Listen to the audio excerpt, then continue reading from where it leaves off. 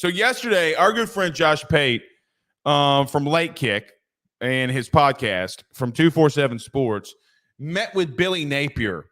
And I listened to the full interview last night. I thought it was fantastic. And to be honest with you guys, I do think that what Josh Pate is doing with the going around talking to different coaches, I got to be honest, from a college football fan's perspective, I do think it's the best content when it comes to talking to coaches.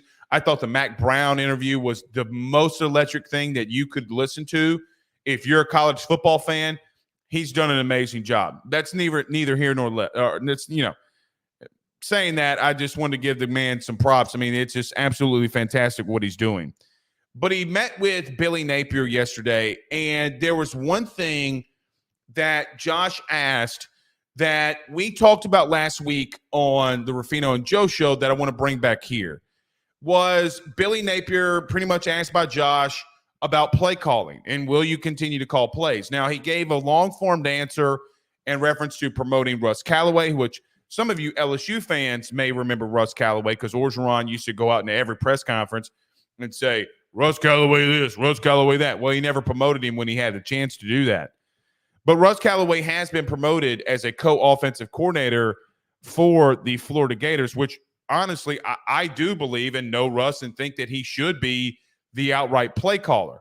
It goes to what we talked about on Monday, that Florida has not going to change and will not change from a play calling aspect because this is Billy's job. This is what Billy wants to do. He wants to call plays. I think it's such a horrible idea for him to be the play caller. Let me explain. I actually don't completely believe that Billy is a bad play caller all around. I do think Billy has done some great things at times when it comes to play calling. I just don't know if he always has the athletes or the dudes that would take him to that next step. Now, I do think that there were times when he had a quarterback like Anthony Richardson.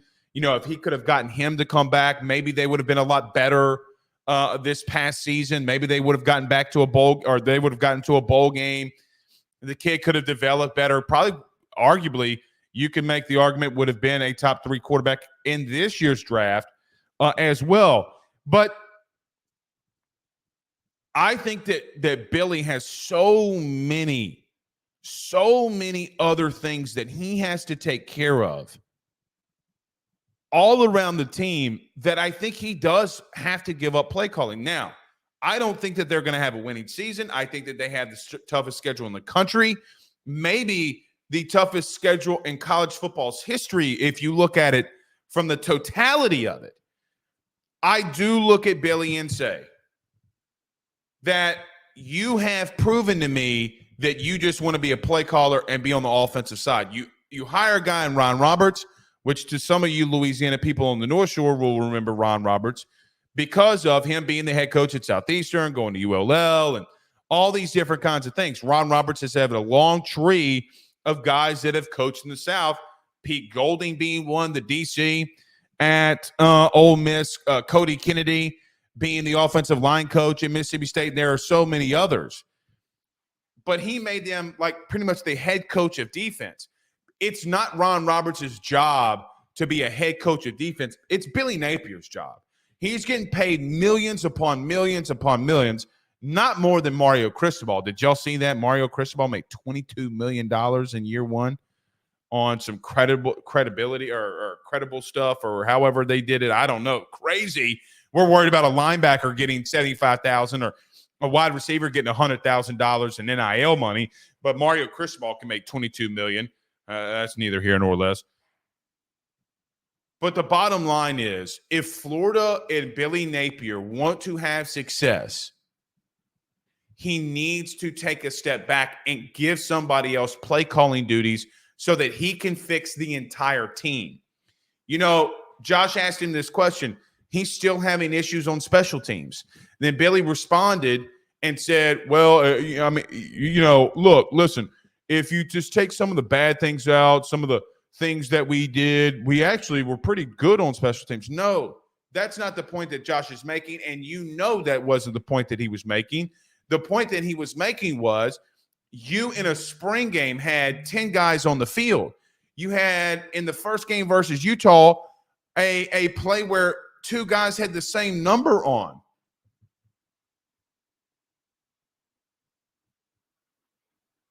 If Florida wants to get back to where they are with even Billy Napier, I think it's a bad thing that he's going to be the play caller.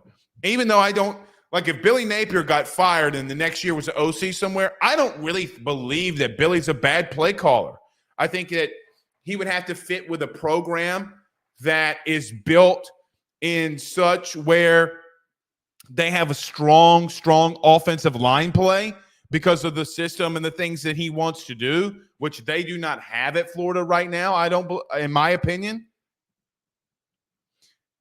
But the incompetency to me, like the sheer incompetency that Billy shows, guys, I got to tell Florida fans, I think that they're being more patient than any other fan base.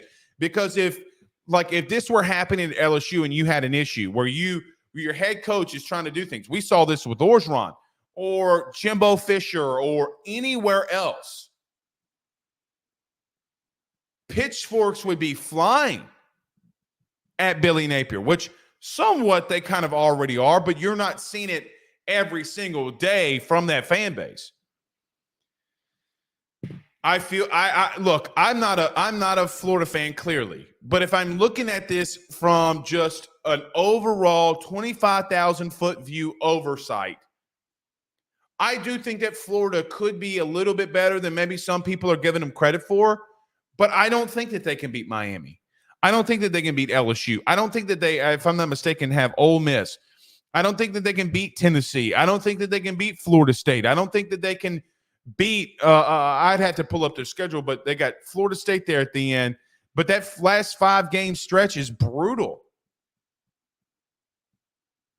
I think at best maybe they're 5-7, maybe 6-6. And Billy said yesterday, hey, I feel like we finally got our culture and everything identified. And okay. If you're not, man, if he's not careful, they're gonna show him the door.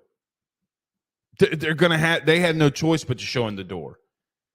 It's just like, I feel like when Clemson fans are telling Dabo to get out of the play calling, stop meddling with the offense. Les Miles, stop meddling with the offense. Billy falls in that role. Completely falls in that role.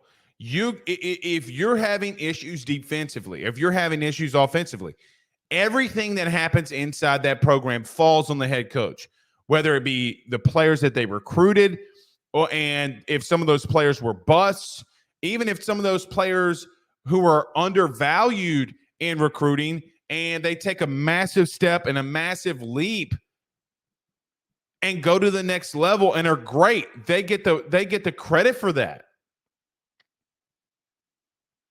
I do feel like Billy, for what it's worth, gave his biggest project to somebody else because he didn't want to deal with it. That's the feeling that I got. Now, maybe I'm wrong, and maybe Florida fans will try to come in here and correct me, but the way that I look at it, I went back and watched the spring game again this morning. I don't see a faction where they can beat some of the teams that and Blake, it's a spring game, guys. I understand it. I do think that there are some things that you can look at when you're watching practice or spring. Our good buddy Gator Dave saying, "Hey, we need to fill our team with these specific areas in the transfer portal." And I just wanted to comment on Dave's tweet, but I didn't, saying, "Okay, so you need of all the positions that you have on a football field, you need half of them." That's not a recipe for success. When you are saying, hey, we got to go to the portal for these 7-8 positions to get better, it's not a good place to be in.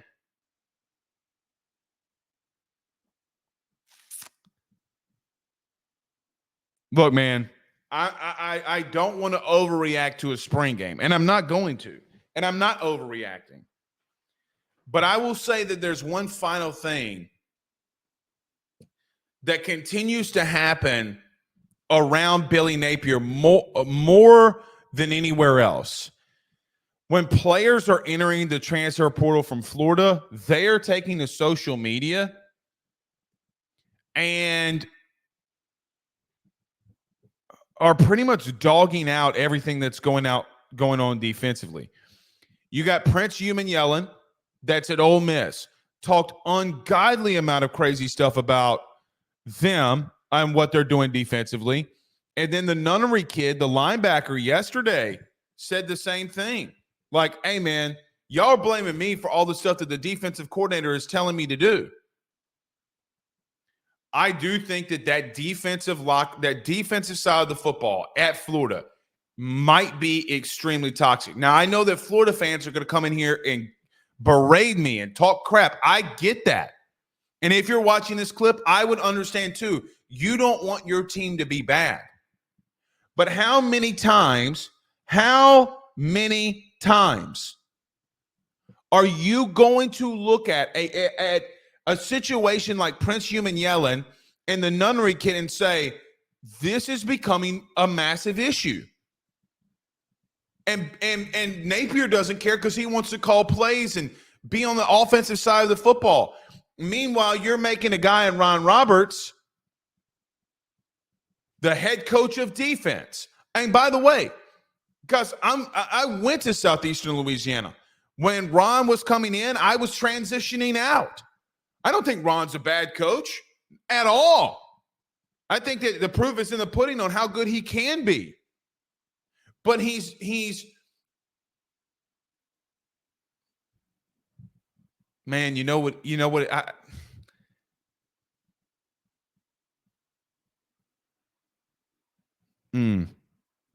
I was going to say something, but I'm going to stop.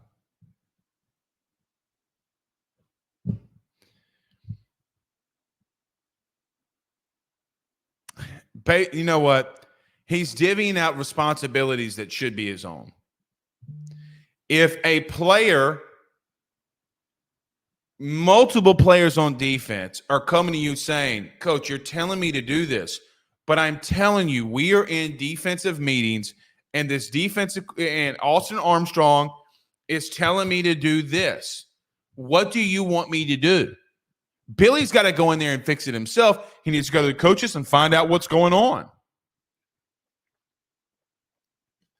This is way too many, way too many kids that are speaking out on this. I think it's toxic. I really do. I hate that for Florida fans. Like I said, I'm not a Florida fan. But if I'm looking at from a 25,000 foot view, I feel bad for that fan base because it's like this. Think about and some of you teams that are on the top, some of you fans your teams are at the top, like the top three, like Alabama, Georgia, LSU. Imagine having been or you're in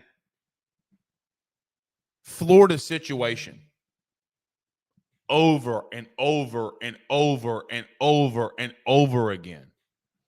Listen, I think that they fired Dan way too soon because, what about recruiting? And,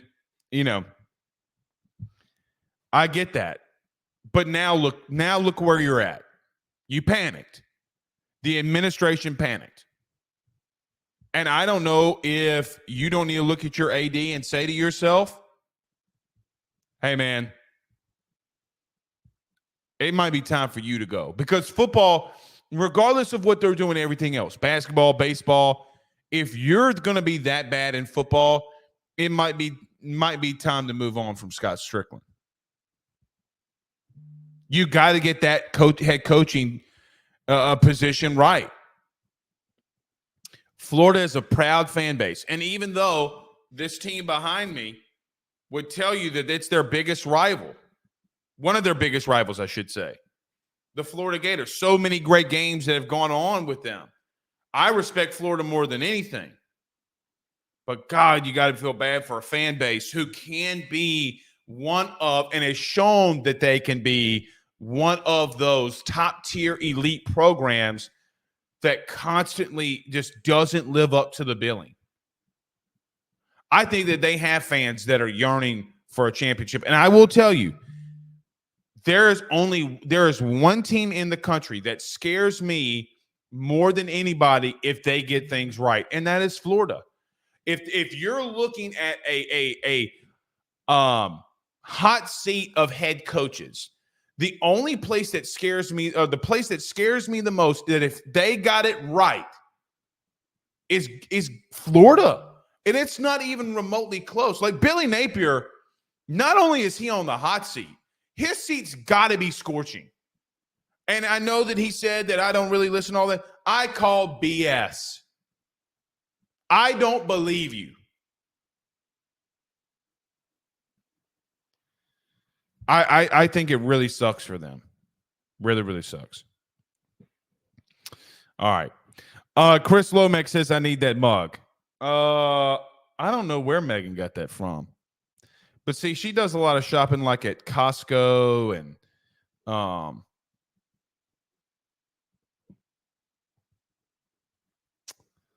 what's that other one? The Walmart brand of Costco? Sam's. Yeah, man. Trying to get my brownie points up. Trying to get the brownie points up. Brandon Reese says, I think anything less than 8-4 will probably cost Napier's job. I don't know if 8-4. I don't think he's got to go 8-4. I think 8-4 would be the pinnacle, creme de la creme ceiling for them next year. And let me tell you this. If the Florida Gators go 8-4 with the schedule that they have, there's going to be teams next year that get in the playoff that wouldn't be better than Florida. Let me explain. If Florida, let's just say, because they would have, if they lost to Georgia, LSU, Ole Miss, Miami, I think all of those teams would be in playoff contention their damn self. I don't think that there's a team in the Big 12 that would be better than them. I don't know, quite honestly, other than Utah, that is a better team than them in the Big 12. Maybe Kansas State, maybe Kansas, maybe. I don't know. But I don't think that they can go 8-4. I think that I think that their outright ceiling is 7-5. But there's nowhere. Let me actually, you know what? Let me pull this schedule up. Let me pull this schedule up right quick. Let's look at this. I know we've done this before, but I want to look at their schedule again. Hold on.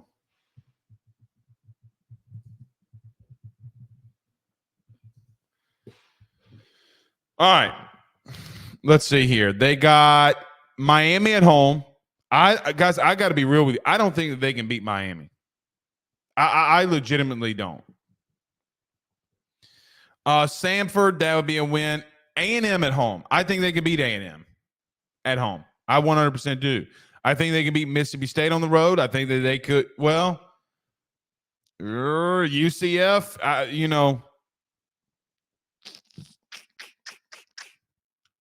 I'm going to give them the benefit of the doubt. I say that they go 4-1 in their first 5 games. I think that they lose to Tennessee. I think that they could lose to Kentucky. I think that they could lose to Georgia. I think they can lose to Texas. They can lose to LSU, Ole Miss, at Florida State. Look, man, that has got to be the toughest slate. UCF at Tennessee, Kentucky, Georgia, at Texas. So technically, that's 2 back-to-back road games. Even though the Georgia game's in Jacksonville, the largest cocktail party, at Texas, LSU, Ole Miss, at Florida State. Guys, they might not win 4 games. The last game that they might win might be on October the 5th. They might go pretty much the entire month of October and all of November not winning a football game.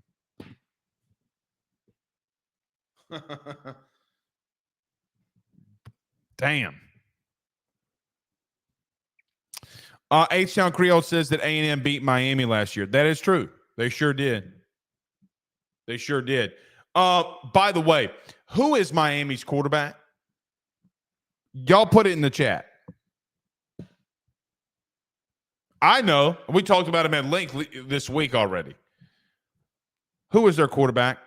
And I will tell you, from a player versus player aspect, I don't think that Florida ain't got, nor Texas A&M does any of them have the dudes that Miami does right now. By the way, Miami's not done.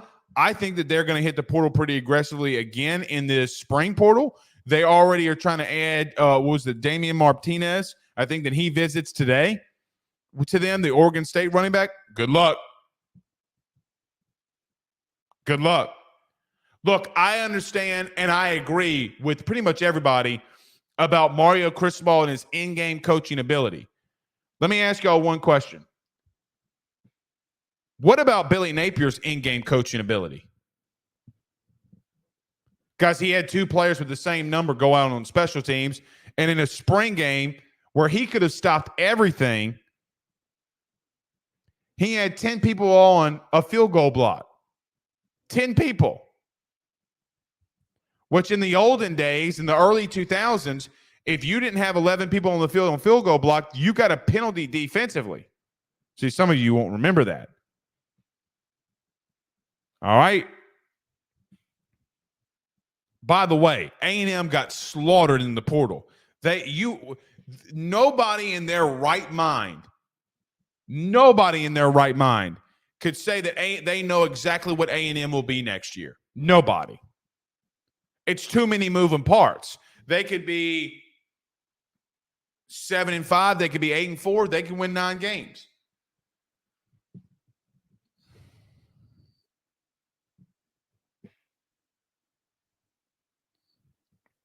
But I see OG Gary, Cam Ward, Eric Cam Ward. Y'all keep playing with Miami. I'm gonna give you all a hot take. I got Miami making the playoff. Now we'll talk about that probably May on Ruffino and Joe show. We'll start getting into some teams that I think they're gonna make the playoff. And let me tell you, of the 12, I think Miami is going to be one of them. I think Miami will be one of them. I think that they're that talented. If they don't, it's going, they got to start looking at Mario Cristobal and asking if he's the dude. All right.